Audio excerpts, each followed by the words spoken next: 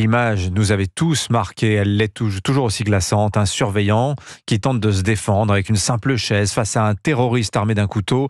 Dans la cour de la cité scolaire Gambetta Carnot d'Arras, c'était le 13 octobre 2023. Ouais, il y a bientôt un an, dans son périple meurtrier, Mohamed Mogouchkov, ancien élève fiché S pour radicalisation islamiste, a assassiné celui qui lui avait enseigné la littérature, Dominique Bernard, professeur apprécié de tous.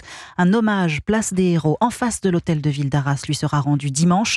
Une commémoration très attendue car la douleur est encore vive, notamment dans le lycée où la sécurité a été renforcée. Reportage du correspondant d'Europe 1, Lionel Gougelot.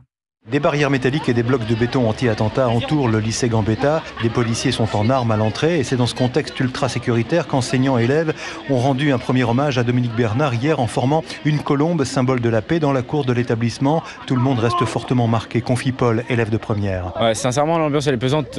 La chose elle revient très fréquemment. On en parle souvent. Ça fait remonter les mauvais souvenirs et pareil, les profs ils ne font que d'en reparler. Après, sincèrement, en parler ça fait du bien à tout le monde et malheureusement, il faut vivre avec. Et c'est un événement qu'on doit surmonter car on n'a pas le choix. Traumatisme toujours présent chez les enseignants avec en plus depuis un an un sentiment d'insécurité grandissant pour certains.